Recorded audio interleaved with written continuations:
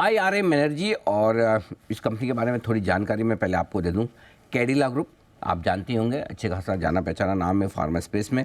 Cadila pharma की एक group company है, लेकिन कामकाज बिल्कुल फार्मा से अलग हटकर है। इसका काम है सिटी गैस डिस्ट्रीब्यूशन का, जैसा कि आपका IGL MGL वगैरह जो करते हैं, इस तरह का कामकाज करती कंपनी। 2015 में कंपनी बनी थी, 2017 में कामकाज शुरू किया था। मुख्य तौर पर CNG और PNG की सप्लाई करने का कामकाज करती है। बनासकांठा, फतेहगढ़ साहिब, दीव और गिर सोमनाथ, ये 4 सिटीज़ में इनका गैस डिस्ट्रीब्यूशन का कामकाज है। IPO की जानकारी पहले मैं आपको दूंगा और उसके बाद मैं टॉप मैनेजमेंट से मुलाकात करेंगे। 18 तारीख यानी कि कल ये IPO खुलने वाला है, बंद होगा 20 तारीख को, 3 दिन के लिए है। 480 से 505 रुपये प्राइस बैंड है। 29 शेयरों के लॉट में आप अप्लाई कर सकते हैं और मिनिमम अगर आपको एक लॉट की एप्लीकेशन करनी तो 14,645 रुपये। फ्रेश इशू पूरा का पूरा है 545 करोड़ का, यानी कि पूरा पैसा कंपनी के पास जाएगा और करीबन 2,075 करोड़ का मार्केट कैप कंपनी डिमांड कर रही है। आइए, 2 खास मेहमान मेरे साथ कार्यक्रम में होने शामिल। पहले तो कंपनी के चेयरमैन हैं महेश्वर साहू साहब।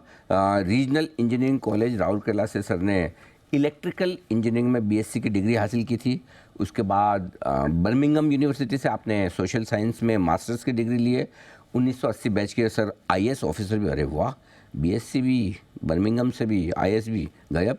ओके, और 3 दशक तक भारत सरकार और गुजरात सरकार के विभिन्न विभागों में साहू साहब ने लंबा काम करने का अनुभव लिया है। इसके अलावा कंपनी के CFO हर्षल अंजारिया साहब भी हमारे साथ कार्यक्रम में शामिल हो रहे हैं, जो जुलाई 16 से कंपनी के साथ है और जुलाई 17 में कंपनी के CFO बने हैं। सौराष्ट्र यूनिवर्सिटी से हर्षल जी ने BCom की डिग्री ली है। C इंस्टीट्यूट के मेंबर हैं। फाइनेंस और अकाउंट्स का 14 साल से ज़्यादा का लंबा गहरा अनुभव है। आप दोनों ही महानुभावों का बहुत बहुत स्वागत है। साहू साहब, शुरुआत आपके साथ करना चाहता हूं। पहला सवाल आपसे पूछता हूं, जरा कंपनी के बिजनेस मॉडल के बारे में हमें समझाएं। एग्जैक्टली आपकी कंपनी क्या करती है, किस तरह का कारोबार है, जरा ये बताइए sir. Thank you Anil ji. Company जो है अभी तो सिटी गैस डिस्ट्रीब्यूशन में लगा हुआ है और पहले राउंड में हमको 2 GA मिला था एंड एक बाद के राउंड में तीसरा मिला और लास्ट ईयर भी एक चौथा मिला है जो तमिलनाडु में है, त्रिची और नमक्कल करके। एंड अच्छी बात ऐसा है कि त्रिची नमक्कल का जो पोटेंशियल है ये तीनों को मिला के जितना है उससे बराबर है, जिससे ज़्यादा होगा कम नहीं होगा।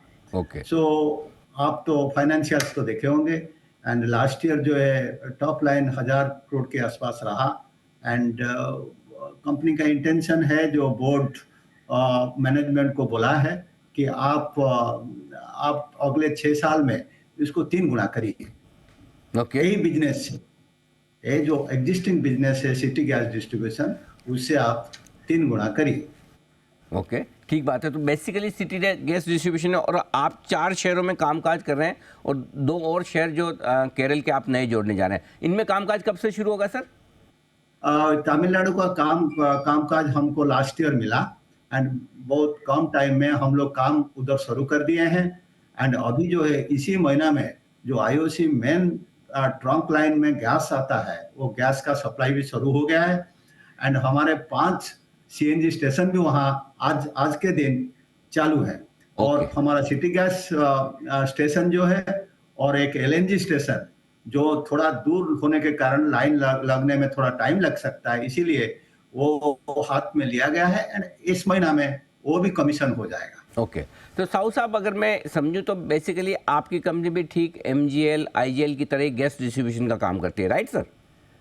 हाँ जी, हाँ, परफेक्ट, ठीक है। अच्छा, अब IPO पर आते हैं। 545 करोड़ रुपए। हर्षल जी, आपसे सवाल मेरा है, ये 545 करोड़ रुपए जो आपको मिलने वाले हैं IPO से, इसको कैसे इस्तेमाल करने वाले हैं और इससे क्या फ़ायदा होगा कंपनी को? थैंक यू अनिल जी।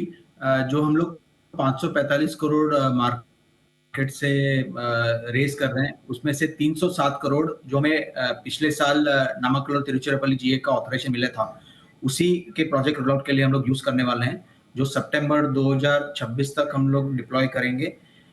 इसकी वजह से जो जैसे साहू साहब ने बोला कि जहाँ नामाक्कल एंड त्रिची का अगर पोटेंशियल देखे, पॉपुलेशन साइज देखे, व्हीकल पॉपुलेशंस देखे, तो वो तीनों एग्जिस्टिंग GA के करीबन बराबर है। तो उसकी वजह से हम लोग ये डिमांड जो हम लोग फोरकास्ट कर रहे हैं कि अगले 2027 तक 3 गुना डिमांड करें, तो वो हम लोग ये कैपिटल डिप्लॉय करेंगे तो हमें उससे फायदा मिलेगा और हम लोग वो डिमांड रियलाइज करने की तरफ आगे बढ़ेंगे। इसके साथ साथ हम लोग 135 करोड़ का हमारा जो आउटस्टैंडिंग डेट है वो भी प्रीपे कर रहे हैं आईपीओ प्रोसीड से। तो जो हमारा डेट टू इक्विटी है रेशियो जो अभी 0.86 है वो भी ऑलमोस्ट 0.2 या उससे नीचे चला जाएगा। तो इसकी वजह से भी हमारा बॉटम लाइन में अच्छा फायदा मिलेगा, हमारा बोरिंग कॉस्ट अगेन कम होगा। ओके, ठीक बात है। तो आप कुछ कर्ज भी कम करने वाले हैं। इसके बाद कितना डेट कंपनी पर रहेगा, और क्या जब जैसे जैसे आप नई बिडिंग करेंगे तो क्या आपको और डेट लेने की ज़रूरत पड़ेगी, या आप ये डेट लेवल मेंटेन करेंगे, कम करेंगे? अभी आज के दिन में हमारा डेट करीबन 300 करोड़ है, जिसमें 135 करोड़ हम लोग आईपीओ के बाद प्रीपे करेंगे तो 165 करोड़ रहेगा। हमारा कैश फ्लोस जो हम लोग क्वार्टरली जनरेट करते हैं वो सफिशिएंट है to do any other incremental capex.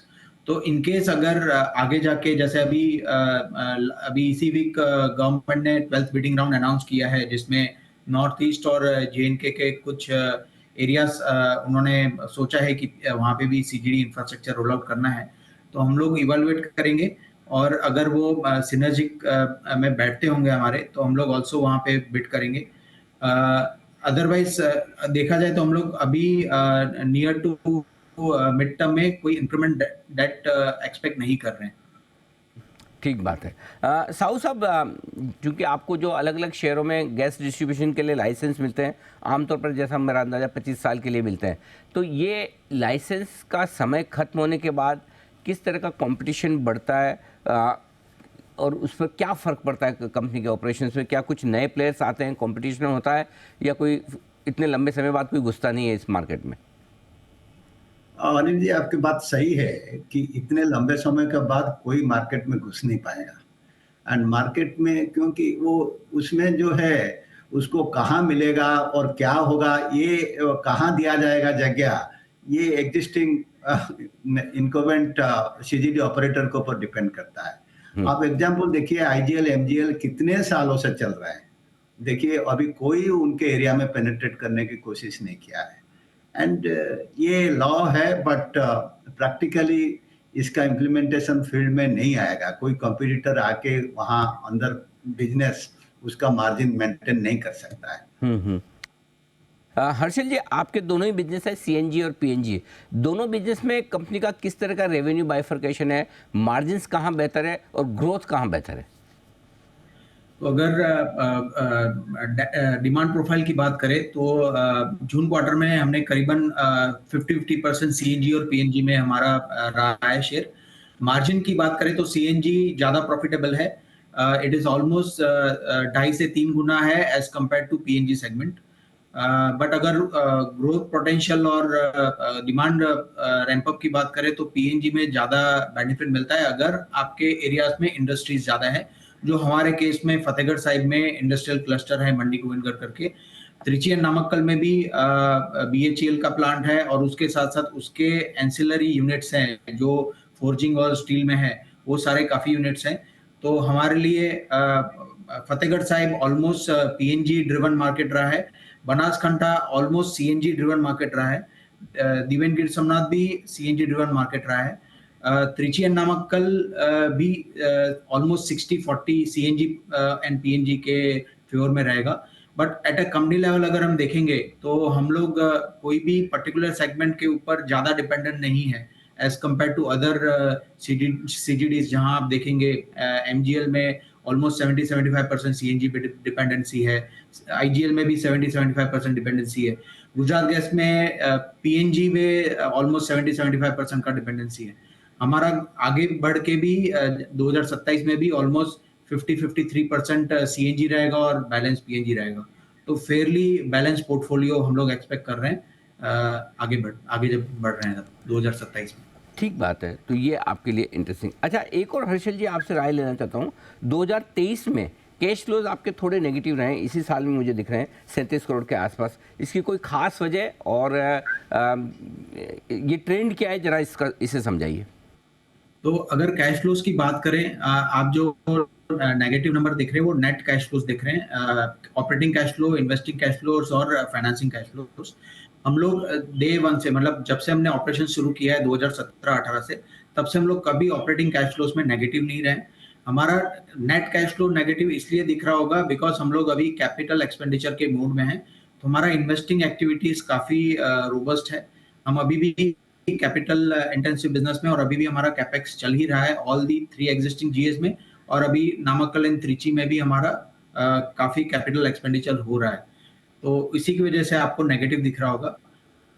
Otherwise हम लोग operating cash flows always positive रहे हैं। साहू साहब और आगे जाके भी हमारे जी जी जी जी बताएं सर। यस, और आगे जाके भी हमारा यही टारगेट रहेगा कि ऑपरेटिंग कैश फ्लोज हमेशा पॉजिटिव रहे। ओके साहू साहब, वित्त वर्ष 2021 में 35 करोड़ का मुनाफा किया कंपनी ने, 22 बहुत ही शानदार था आपके लिए, 128 करोड़ का मुनाफा आया, लेकिन 23 में वापस कम होकर 63 करोड़।